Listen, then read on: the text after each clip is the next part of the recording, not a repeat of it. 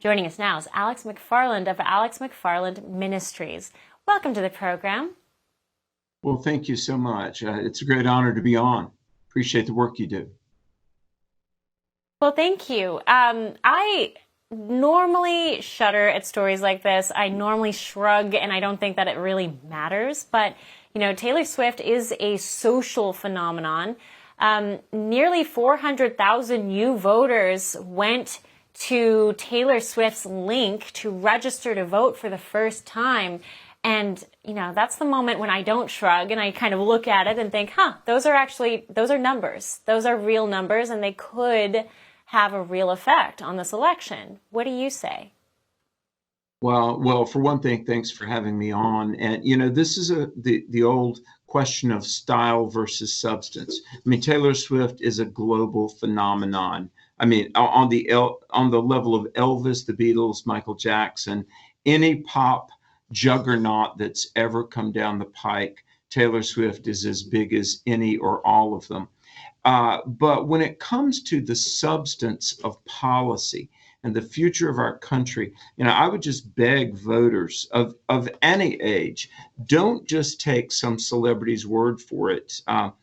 Because, you know, when it comes to issues of the Constitution, the philosophical foundation of our nation, morality, foreign policy, our relationship with Israel, the Islamic nations that have nuclear capabilities, the border, drugs, immigration, the economy, taxation, what is our representative republic?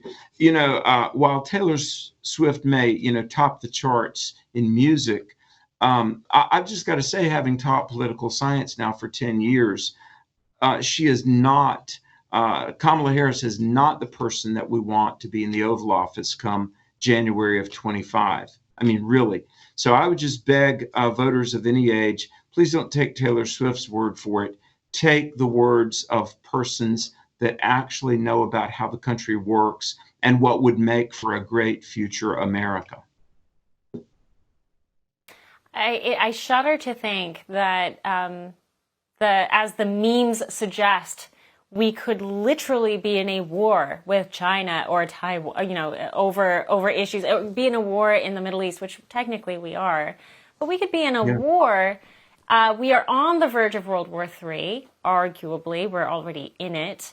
And if that is the doing of a few 100,000 Taylor Swift voters, I don't know if this is the kind of country I want to be in anymore. It's such a difficult challenge to look to your right and to your left and realize there are people who are going to register to vote. They're going to pull that lever for Kamala Harris just because they think that Taylor Swift has discernment when it comes to national policy, foreign policy, and what's good for future generations. Yeah. Well, you know, in previous generations, how do you heal that? Well, you know, whether it be Barbara Streisand in 2016 or Alec Baldwin, by the way, you know, Cher, Alec Baldwin, Barbara Streisand, they all said, if Donald Trump is president in 2016, I will leave the country. But they never do. They never do. You know, Colin Kaepernick. No, unfortunately for us. I'll wrap with this, but the Federalist Paper 43, such a great example of kind of making a line here. We don't want people running our country who have no experience in life. We want them to be, you know, out in the world and running the country kind of as a side job, not using their politics as a career.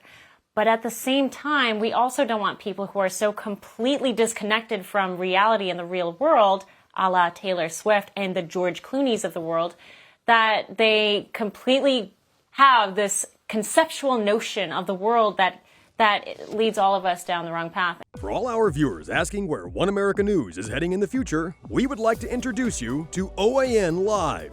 OAN Live is the best way to stay up to date on all of the hard-hitting, straight-shooting, national and international headlines. And the best part is, OAN Live is only $4.99 per month.